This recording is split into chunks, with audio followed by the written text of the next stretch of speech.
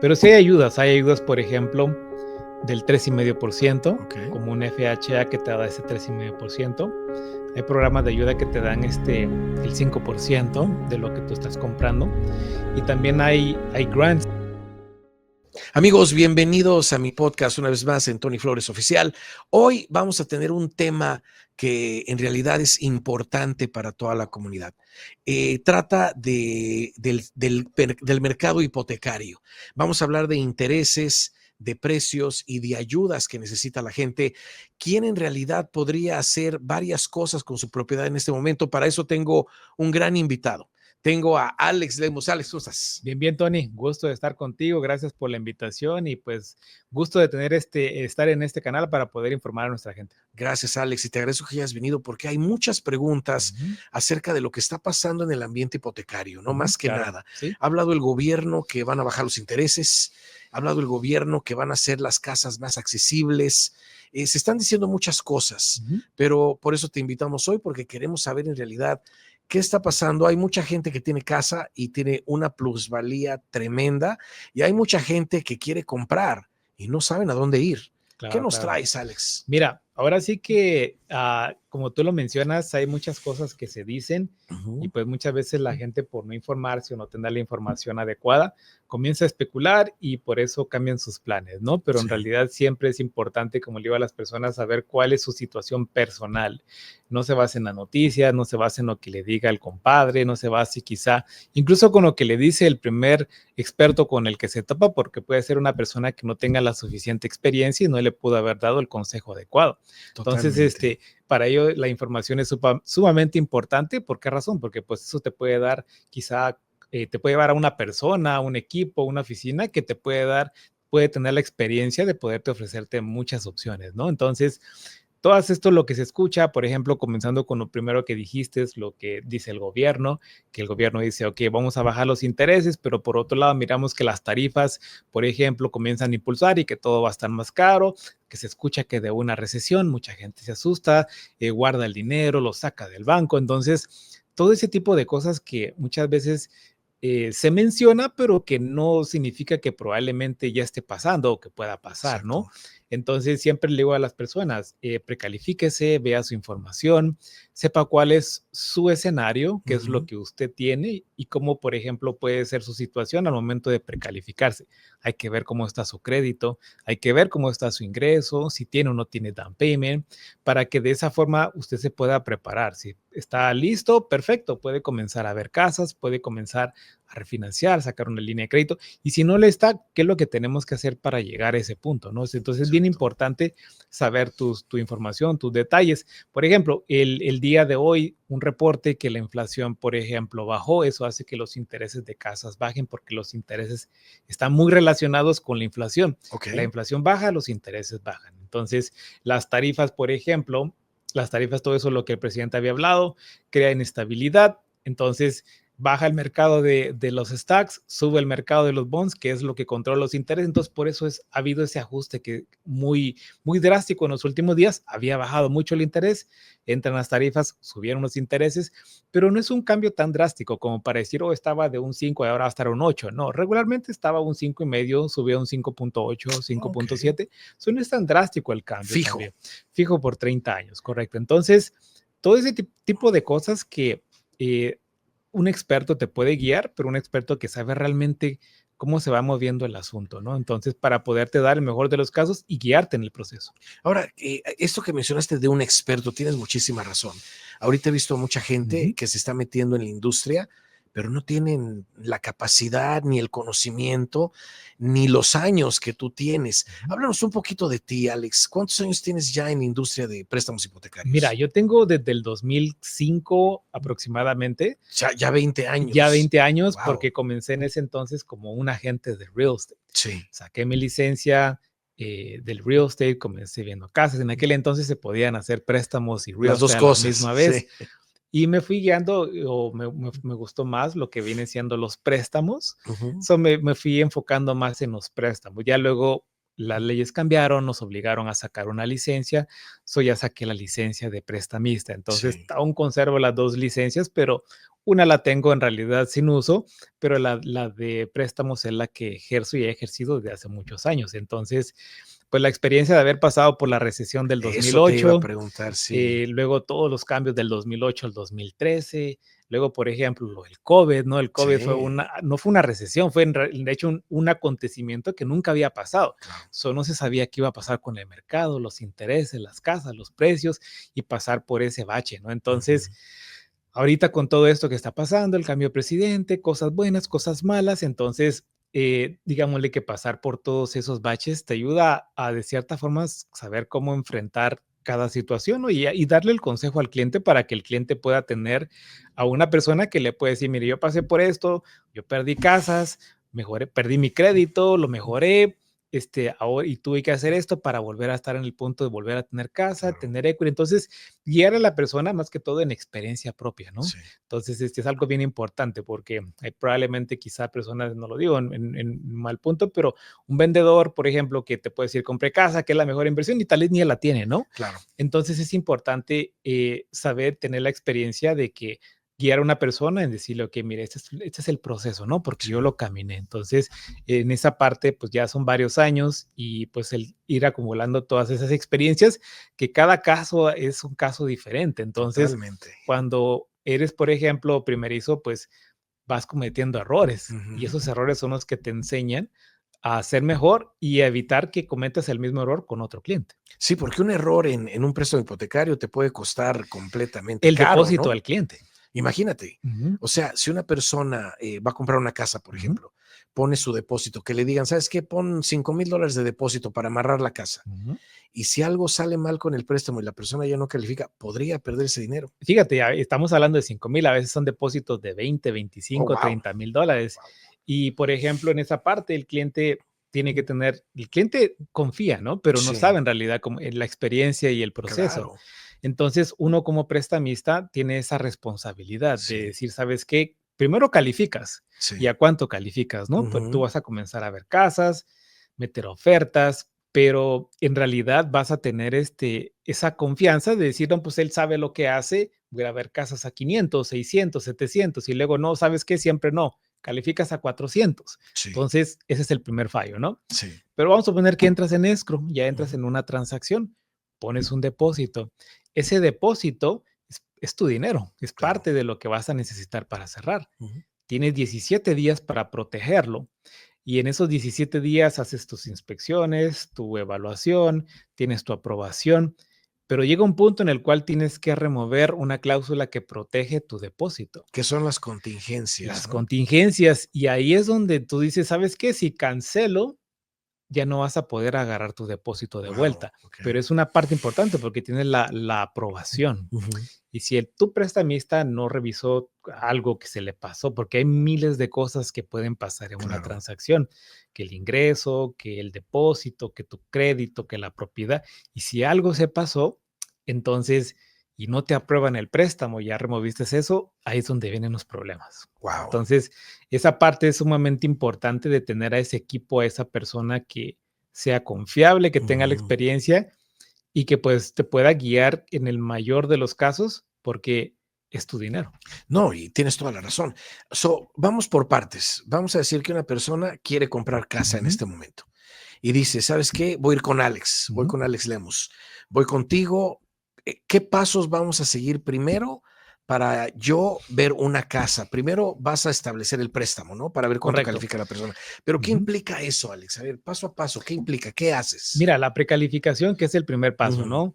Te sientas con el cliente, platicas, ves cuál es su situación.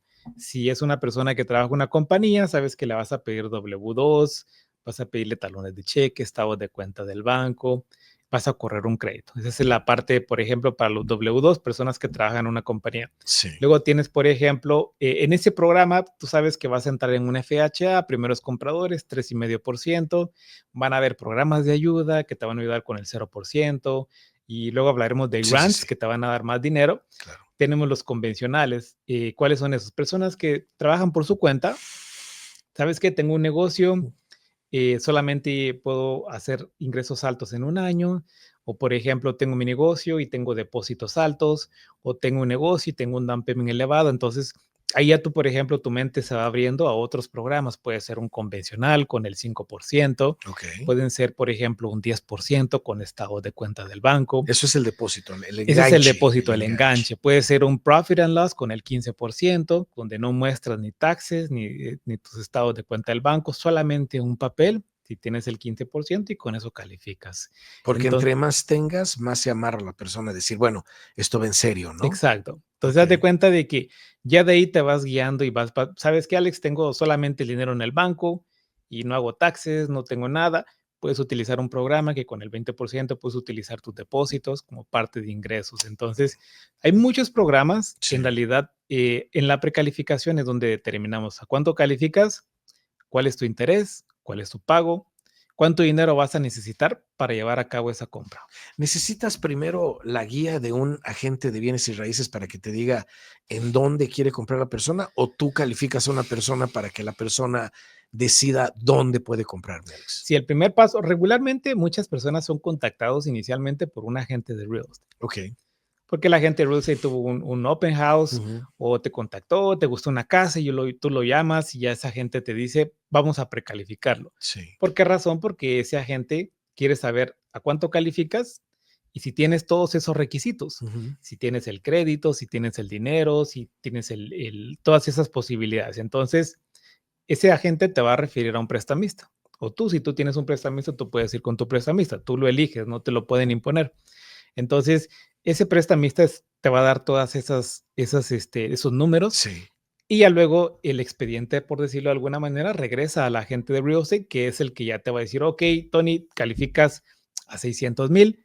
¿En qué área quieres comprar? No, que quiero comprar en Los Ángeles, en Riverside, etcétera. Entonces, ya tú vas a saber los precios, ya tú vas a saber, por ejemplo, ya sabes de entrada cuál va a ser tu pago, entonces ya no te cae de sorpresa ese punto. Cuando tú precalificas a alguien, ya van, como quien dice, sabiendo más o menos cuál va a ser su pago Ya van mensual y todo listos, eso. ajá, Ok, ya van listos, ya perfecto. nada más para que el cliente encuentre la casa, Sí. si se la aceptan, entonces ya el proceso, el expediente, por decirlo, regresa a mí para una aprobación y ya de ahí ya son 30 días. Antes de eso, porque hay un camino extenso a correr, ¿no? Se deciden por una casa. Te mandan decir, ¿sabes qué? Vamos a irnos por esta casa. El primer paso va a ser, como ya has mencionado, abrir un escro o cómo era. Sí, regularmente ya encontraron casa, les aceptan su oferta. Ahí, por ejemplo, el vendedor va a decir, ok, vamos a abrir escrow, ¿no? Escrow, una oficina intermediaria entre comprador y vendedor. ¿Qué es el escro? Es una oficina, como Es una dices, pero ¿cómo oficina, es? exacto, es una oficina, ponle una oficina que va a tener diferentes personas que se van a encargar de que ellos únicamente pueden recibir el dinero del cliente, ni del vendedor o del comprador, nadie más. Luego tenemos, por ejemplo, ellos van a recibir el papeleo de comprador-vendedor, asegurarse que todo esté claro, firmado, para compactarlo o hacerlo uno solo, ¿no? Para Sí. que no haya un conflicto de que alguien no firmó algo o que falta algo, entonces ellos se encargan de ir juntando las piezas y irlas Ok. poniendo juntas para que de esa forma todo vaya uniforme y correcto. Sí. Ese escrow es el que se encarga de manejar el dinero del comprador o del vendedor, del banco, porque el banco lo va a mandar a escrow lo manda a título y a título se encarga de pagar y hacer todo el proceso. Entonces, Sí. escrow es una parte importante, ¿no? Es un Ok. equipo porque está el vendedor, comprador, el banco, escrow, está la compañía de título, o sea, son varios componentes. Ahora, hablaste primero el escrow y hablas de una compañía que se llama Título. ¿Esa compañía de título qué hace? La compañía de título, el title insurance, es una función importante, aunque muy pocas veces se menciona. Sí. Porque la compañía de título lo que hace es de que ellos se encargan también de ver que durante ese traspaso se investigue la propiedad que se está vendiendo. Ok. Se le saca un perfil que es un reporte preliminar. Ujú. Ese reporte preliminar es como un reporte de crédito de la propiedad, Ok. donde va a decir cuánto se debe, cuál, por ejemplo, son sus limitaciones, O sea, las fronteras de las de la fronteras propiedad. de la propiedad, Ok. si hay alguna deuda, si hay algún tax especial, si hay paneles solares, si hay asociaciones, cualquier tipo de deuda que tenga la propiedad, ahí va a aparecer. Eso no Sí. se ve, por ejemplo, incluso los vendedores ni siquiera saben cosas que si no corren un perfil bien y si el vendedor no les dice, pero a veces pueden haber ciertas cosas que ni siquiera cuando un vendedor la pone, ni siquiera sabe, porque Wow. ese reporte preliminar es bien importante porque puede tener todo ese tipo de detalles. Entonces, una compañía de títulos se encarga de que todo eso se aclare, se cumpla, esté claro al momento en que la propiedad se pasa al nuevo comprador. Ok. Que no haya un lien, que no haya alguna deuda que no se pagó y que luego regrese, ¿no? O sea, que Entonces, esté bien, libre de deudas y libre de es una problemas. aseguranza de título que si luego aparece algo, esa aseguranza se activa, ¿no? Entonces, Sí. muchas personas dicen, no, pues no la quisiera tener, pero en realidad el banco la exige porque el banco Ok. es una aseguranza también para el banco, ¿En qué forma? que el banco dice que la propiedad se va a transferir y que no vaya a haber una deuda del IRS que ahora la tiene que pagar, un lien que ahora lo tiene que Mm, pagar el nuevo comprador y que el comprador diga, no, pues sabes que son 50,000, 60,000, $100,000, yo no los pago y pierdo la casa. sí, Entonces el banco dice, no, pues espérame, yo te di el dinero, o sea, voy a perder el dinero y por esto entonces la compañía de título es una parte que pues le sirve al comprador, claro, pero claro. también al banco le asegura esa parte. Entonces, no hay transacción en Estados Unidos que no lleve un escrow y un título. Si es una manera, ponle que legal, en realidad no. Ok, ok. Ujú. Y después, ya que tienes el escrow, ya que tienes el título, ya estás en todo eso, ¿viene el préstamo o qué viene? Ya una vez que tenemos escrow, tenemos título, entonces ahora viene el paquete, Ujú. se somete ante un banco y ahí es cuando ya nosotros, por ejemplo, nos aseguramos que el paquete vaya completo. Ok. Lo sometemos a un banco para que un underwriter, una persona del banco, ahora sí que un humano y no una computadora, Mm, se encargue de revisar todo el expediente, ¿no? Es ahí la parte donde entra el conocimiento del prestamista para saber que el ingreso se calculó bien, que el crédito mm, está bien, que no hay una deuda, porque hay ciertos porcentajes que nosotros y el banco tiene que cumplir. Entonces, si el ingreso está mal, si hay más deuda, si hay cosas que nosotros no miramos, el underwriter lo va a cachar y el underwriter te va a decir el préstamo necesita esto y es el otro ok. para poderse aprobar. Entonces, esa parte ya una vez que llega un underwriter, una persona del banco, él lo va a revisar y te va a decir, aquí está tu aprobación, pero estás pendiente a estas condiciones. Las condiciones que podrían ser, no son ya de documentos, ¿verdad? Porque antes de meterlo con el underwriter, tú ya tendrías que tener todo lo que le pediste al cliente. Regularmente pueden ser condiciones que quizá en esos documentos que nosotros enviamos, quizá no están claras. Ok. Por ejemplo, si tú mandas W2 y talones de cheque, el banco te va a pedir una verificación de empleo si tú no la proveíste, o si la verificación de empleo Mm, no está completa, él te va a decir, te falta esto y esto y esto, ok. ¿no? O sabes que aquí hay unas variaciones, aquí no casan estos números, necesito que me Sí. expliques por qué. Pueden ser, por ejemplo, eh, algo que miró en los bank statements, por ejemplo, papeles que extras que el banco requiere. Entonces, sí pueden ser diferentes cosas. Mm. Entonces, pueden ser parte de esos o pueden ser condiciones nuevas. Y ya que cumples con esas condiciones, ¿qué pasa? Cumples con las condiciones, ya tu aprobación, por ejemplo, se va haciendo más chica hasta Ujú, que desaparecen todas las condiciones y el ok. banco te dice, ya tu expediente ya está listo para cerrarse. Entonces ya Y, el cliente lleva el dinero, lo que resta del dinero, ok. porque primero mandó un depósito y luego la diferencia, que es el complemento del depósito, Sí. para poder cerrar la transacción. So, como por ejemplo, si eran 3% y nada más llegó 1,000, $2,000, ya lleva lo demás que cumple el 3% que Correcto, necesita. que regularmente es ponle a las 3, 4 semanas de que tú enviaste el Eso depósito se va inicial. rápido.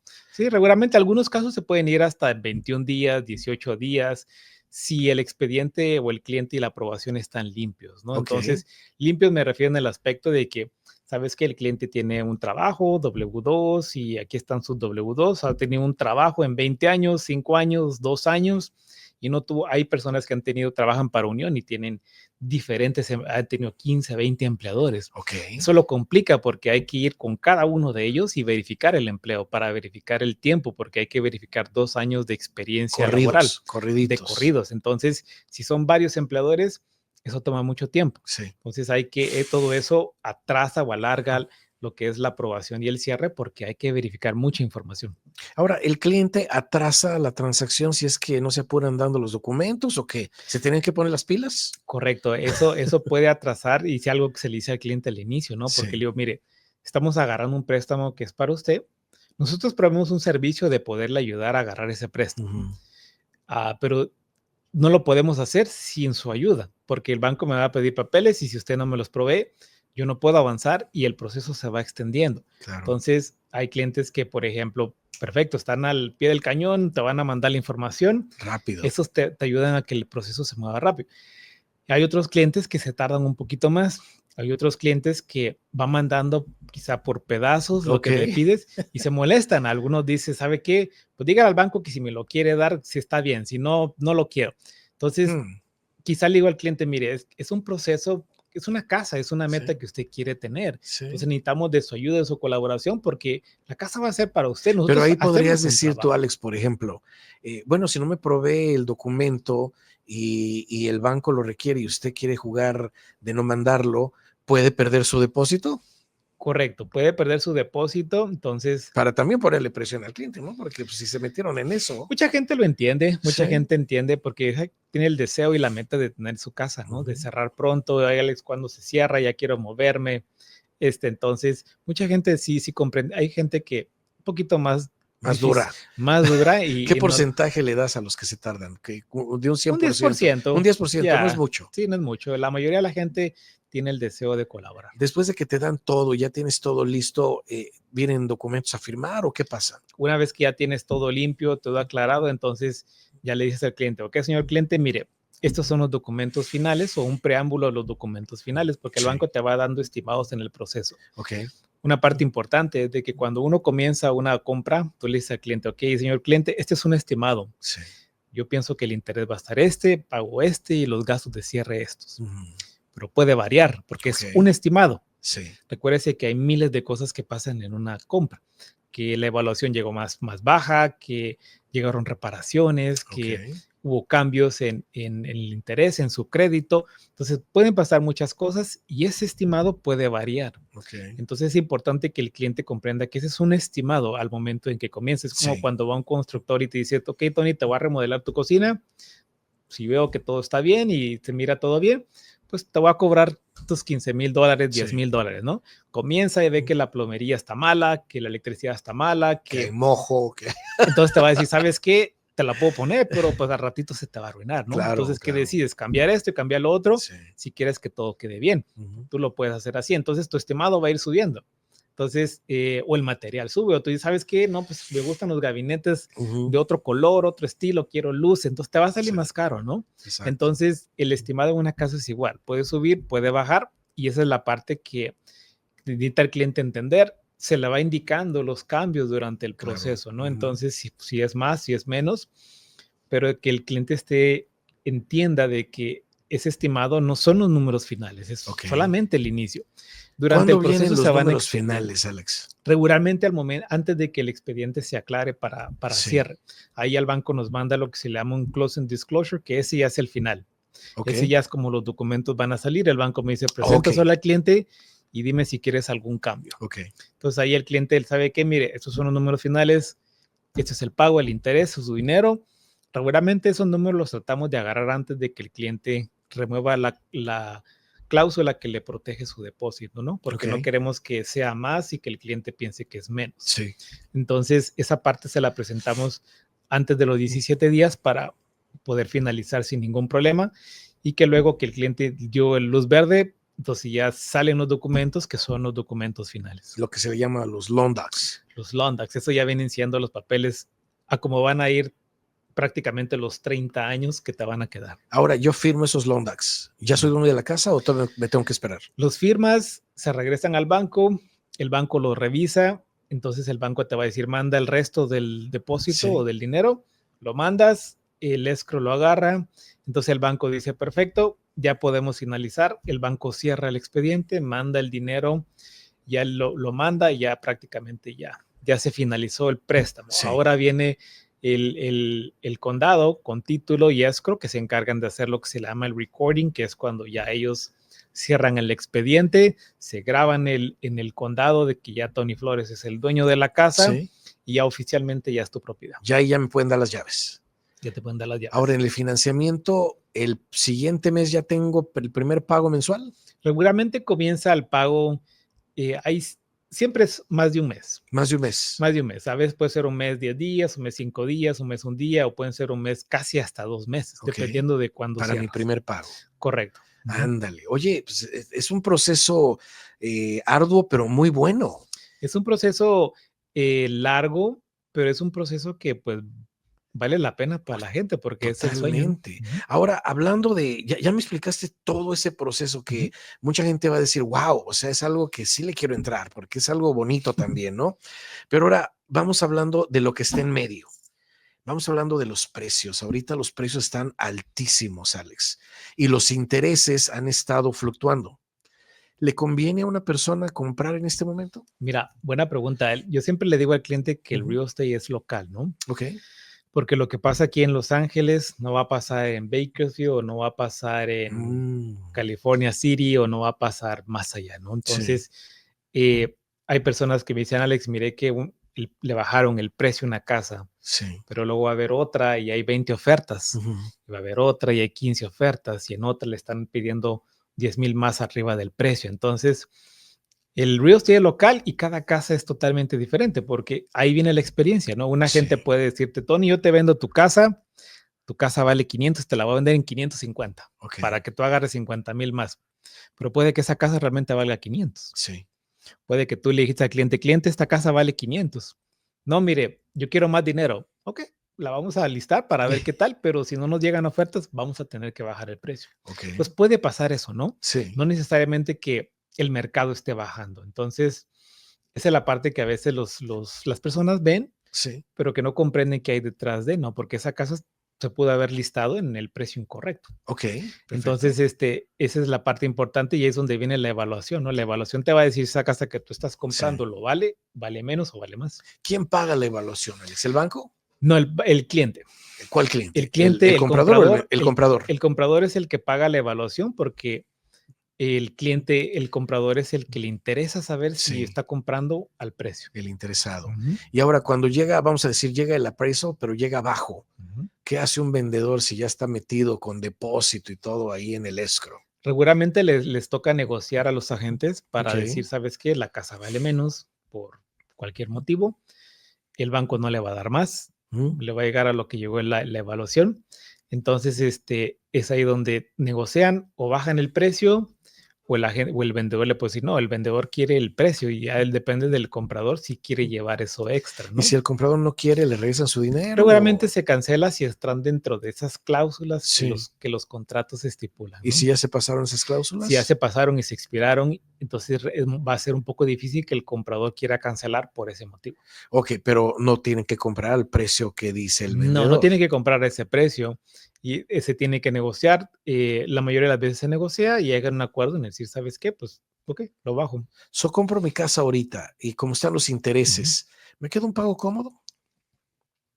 Mira, ahí es donde viene, por ejemplo,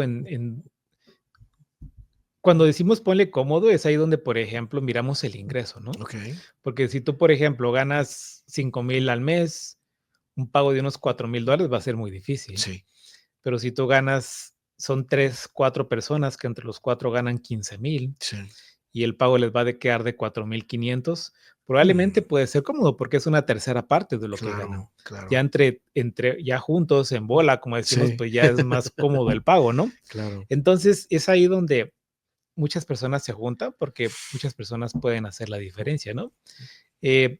Ahora sí que en esa parte es donde podemos decir, ¿sabes qué es cómodo o no es cómodo? Porque de acuerdo a lo que tú ganas, hay que ser realistas, ¿no? Las rentas siempre van a ser en su mayoría más bajas que una compra porque estás rentando, no es tuyo. Entonces, una compra va a ser un poquito más alto, pero siempre tienes la opción a que ese pago puede bajar con el tiempo. En cambio, la renta puede estar baja, pero puede subir con el tiempo. Entonces, ese es el beneficio de tener casa, que con el tiempo le puedes bajar el interés, con el tiempo le puedes bajar, por ejemplo, los años, con el tiempo le puedes bajar el mortgage insurance y tu pago ahora sí va a ser más cómodo, porque estabas acostumbrado a pagar más. Y se habla mucho de casa. ¿Hay unidades ahorita en el momento que tú digas, hay un duplex, un triplex, un fourplex que tiene 4 casas, o esos ahorita están bien amarrados y no lo están vendiendo? Sí se están vendiendo, pero están muy peleados. Porque regularmente es una forma de ayudarte, en donde si tú compras un duplex y te va a quedar en 6,000 el pago, pues sabes que puedes rentar quizá el otro en 3,000 y tu Sí, pago te queda en exacto, 3,000. sí. Entonces, igual en las unidades, 3, 4 unidades, sí son propiedades que son muy cotizadas, por decirlo de Okey. alguna forma, Ujú. porque te van a ayudar con el pago de tu casa. Claro. Entonces, son muy, peleadas, por decirlo de esa manera, pero sí, siempre siguen habiendo. Oye, una pregunta, ¿todas las propiedades pueden calificar para que se convierta el garage en una unidad o no todas? Depende, no todas. En realidad hay que ver, por ejemplo, cómo está distribuida la casa, ¿no? Okey, Y qué tanto terreno tienes, porque algunas veces están muy chicas y no, sí, no te va a convenir o no te van a aprobar, pero no exacto. todas las propiedades tienen ese potencial. Okey. Y ahora en cuestión de ayudas, Ujú.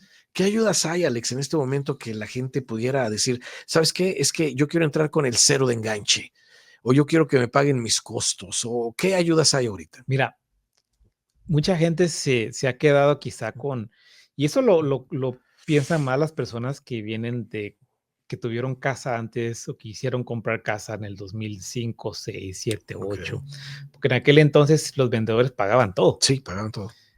A partir, por ejemplo, del 2000, yo te podría decir que del 2020, 2019, todo cambió, Okey. porque había muchas ofertas, había muchos compradores y los vendedores dejaron de ofrecer eso porque tenían de dónde escoger. Sí. Entonces, ahora es caso por caso.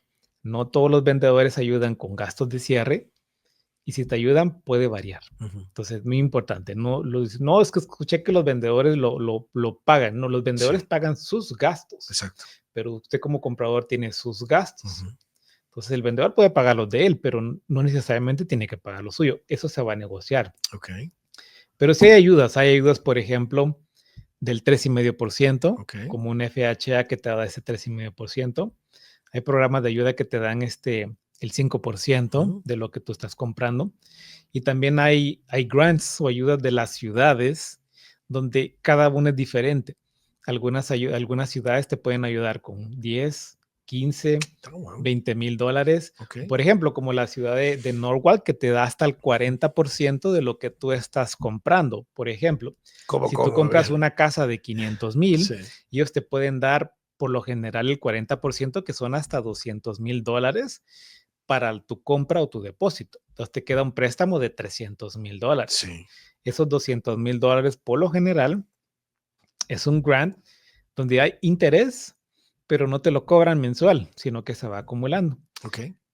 Pasan 10 años y después de los primeros 10 años, cada año que tú vivas en tu propiedad te van perdonando un 10% Oh, wow. hasta que llegas al año 20 y ahí te perdonan todos los $200,000 Mientras no refinancies, mientras no hagas mientras no nada, vendas. mientras no Que sea tu vendas. casa prácticamente. Puedes Okey. subordinarlo, que significa que Oh, puedes bajar el interés, sí, refinanciar y sí, todo sí. eso, pero tiene que ser tu casa primaria. Entonces, pues una buena ayuda porque ahora tú vas a Súper pagar nada más ayuda. en $300,000 y 200,000 que eventualmente se pueden perdonar. Guau. Entonces, hay varias ciudades, la ciudad de Long Beach, por Ujú. ejemplo, que ofrece grants de 20,000 aproximadamente, Okey. y cada ciudad tiene a veces sus programas porque quieren impulsar que personas se vayan a vivir a la ciudad. Entonces, ellos impulsan programas de grants de 10,000, 15,000, 20,000, 30,000, donde te pueden ayudar eso para tu down payment, tus gastos de cierre. Entonces, hay muchas ayudas, simplemente hay que buscarlas. ¿Y cómo calificas para esas ayudas de cada ciudad, por ejemplo? Pues cada ciudad tiene sus limitaciones. Ujú. Nosotros lo que hacemos es de que los precalificamos y mandamos un paquete a la ciudad. La ciudad Okey. lo revisa en cuestión de una semana, por lo Sí. general, y a ellos te dicen, ok, Tony, estás aprobado para $20,000. Es gratis, no lo tienes que pagar, nada más existen estos términos para asegurarse que va a ser tu casa primaria Sí. y ya te lo dan al momento del cierre. Y el potencial de cuánta gente podría calificar para, ¿tiene un límite de gente que puede tener esos grants? Los fondos pueden estar limitados por ciudad. Okey. Entonces, es importante que si, por ejemplo, tú estás interesado y escuchas que la persona con la que trabajas o tu hermano familiar compró y utilizó un programa de estos, hay que por lo general aplicar lo más pronto que puedas para saber qué tanta disponibilidad hay de esos fondos, ¿no? Wow. Y ahora mencionaste el 3.5, ese no es un grant, ese es Por decirlo, es un préstamo. Hay dos okey. tipos de préstamos, A uno ver, que viene del banco sí. y uno que viene del estado de California. El que Okey. hablamos de los grants son por ciudad. Sí, sí, sí. El del banco regularmente es un préstamo, lo que se le llama una segunda hipoteca, donde esa segunda hipoteca va a tener una mensualidad diferente a la primera. Sí, Ellos te pueden dar del 3,5 al 5% de en ayudas. ok. ¿Ok? Lo puedes utilizar para tu down payment y gastos de cierre. Pero esa es una segunda hipoteca. Sí, Luego tenemos la ayuda del estado de California, donde ellos te dan el 3%, el 3,5% o el 5%, dependiendo si es FHA o convencional. ok. En ese no te cobran mensualidad. Solamente se queda ahí el dinero guardado. Cuando tú vendas o refinancies, regularmente ellos se lo cobran. Con interés, El interés es muy mínimo, en de realidad. Es por veras. decirlo casi nada. ¿Y la mayoría de gente podría calificar para esos programas o también tienen límites? Mira, en lo del... Tienen ingresos de límites el del estado de California. No puedes ganar mucho porque quieren utilizar los fondos para personas con bajos recursos. Ok, Entonces, el estado de California sí tiene ingresos de límites. sí. Y los del banco no tienen ingresos de límites. Entonces, en eso, si ganas mucho y no tienes quizá tu down payment, puedes elegir uno de esos programas. Y esos son accesibles para la mayoría de la gente. La mayoría lo puede tomar. Wow. Porque te aceptan. Cada uno tiene sus pros y sus Sí. contras, ¿no? El banco te dice que te va a cobrar una mensualidad, pero puedes agarrarlo si tienes un crédito bajo. Si tenías, por ejemplo, un 600, 620, el estado de California te dice tienes que tener 640, 660, y si no lo tienes, pues tu segunda opción viene siendo el banco. Y tú haces todo este tipo de préstamos, Alex. Todo ese tipo de préstamos es precisamente en la precalificación. Ok. Precalificamos al cliente y pues ya miramos todos esos datos, ¿no? Si el cliente tiene el dinero y me dice, Alex, me conviene tomar una ayuda, es donde se determina cuál es la ayuda que puedes tomar y que puedes calificar, porque no te conviene agarrar, por ejemplo, una ayuda si vas a tener una segunda hipoteca. Exacto. O vas a tener que pagar la asistencia eventualmente si tienes el dinero en el banco y no te está rindiendo, ¿no? Claro. Pues claro. ¿qué sentido tendría dejarlo en el banco donde no gana interés, pero si tienes tu casa que está ganando equity? Exacto. Y lo vas a multiplicar, ¿no? Entonces es la parte importante que mucha gente no entiende, porque tiene $100,000, $200,000 en un 401k, quiere dejarlo ahí a que crezca y no comprar casa. Ahorita, como el mercado ha estado cambiando, los 401ks también han bajado. Sí. Entonces han perdido ese dinero que no se pierde tan fácil como en una casa. ¿Puedes usar tu 401k para comprar una casa? El 401k y tu cuenta de retiro son formas excelentes de poder diversificarte, porque tu dinero va a crecer en una casa y va a seguir creciendo en un 401k porque casi nunca te van a sacar todo el dinero. Entonces, sí lo puedes utilizar, regularmente una parte, y bien importante hacerlo durante una transacción para que no te cobren impuestos de ese dinero. Oh, wow. O sea que no te cobran impuestos si es que vas a comprar una casa. Si es tu casa primaria. De veras. Yo pienso que esto no lo sea mucha gente, ¿eh? No, mucha gente tiene ese miedo, ese temor, falta de información, porque dicen, me van a cobrar taxes. Sí, exacto. Porque creen, no, me van a cobrar taxes si lo saco. Entonces, si lo 25, 30% y no lo sacan. Si lo sacan para comprar su casa primaria, ahí no hay impuestos, porque sigue estando atado a algo que va, por ejemplo, es una inversión. Correcto. Sabes que van a haber taxes de propiedad, se beneficia el Estado, entonces todo está ligado, digámoslo. Wow. Y Alex, ¿en cuántos estados ejerces? Mira, regularmente en préstamos tenemos solamente California, tenemos Texas, tenemos Arizona. Hay otros estados en los que podemos trabajar si entran otro tipo de programas no tradicionales que no sean FHA y convencional, como los estados de cuenta del banco, como los Harmanis, como por ejemplo, los ETINs o todos esos programas que entran dentro de otra categoría que no están controlados tanto por el gobierno, podemos trabajarlos en todo el país. ¿Y haces reverse mortgage y haces otro tipo de préstamos que sean no convencionales, digamos? Mira, los reverse mortgages, si hacemos reverse mortgage, es una excelente opción para personas mayores de 62 años, que ya sea que ya no pueden con el pago de su casa, porque el retiro no les alcanza para pagar casa, para pagar medicinas, medicamentos, para pagar utilidades, reparaciones. El reverse mortgage es excelente porque te ayuda a que ya no tengas el pago de la casa y aparte te pueden dar dinero y no te van a verificar tanto el ingreso como un préstamo tradicional, porque si tu ingreso bajó porque dejaste tu trabajo, ahora estás retirado y no puedes hacer todo eso, el reverse mortgage es excelente. Mucha mala información. Muchas personas dicen, no, es que le voy a dar la casa al banco. La casa la tiene el banco si todavía tú tienes una si deuda. Tienes deuda, claro. Exacto. La casa es del banco si no porque no la has pagado. Entonces, un reverse mortgage es solamente cambiar de banco. Es otro producto, otro préstamo, pero la casa sigue siendo tuya. Tú la puedes vender en cualquier momento, la puedes refinanciar, la puedes pasar a un FH, a un convencional si no te gustó el reverse. Lo bueno es que ya no tienes pago mensual de por vida. No tienes pago mensual de por vida. La puedes seguir pagando si tú quieres. Sí. Entonces, todo puede continuar igual, pero tienes esa opción excelente. Puedes sacar una línea de crédito. Si fuiste a un banco y no te calificaron porque tu retiro no te ayuda, no te alcanza, puedes sacar una línea de crédito en un reverse mortgage que tampoco va a tener pago y te puede ayudar a sacar dinero. También.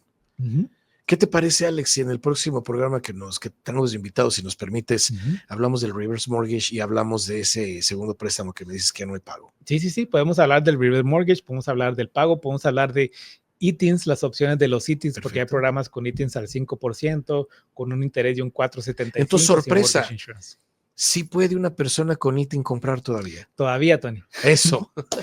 Pues, Alex, te agradezco por haber estado conmigo. El próximo programa, ¿qué tal si cubrimos eso? Claro, ¿te parece? Sí. Ya dijiste, estamos comprometidos.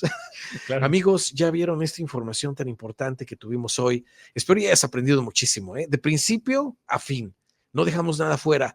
Pasa la voz para que compartas este podcast porque es en realidad muy informativo. Aquí nos vemos muy pronto de nuevo. Hasta la próxima.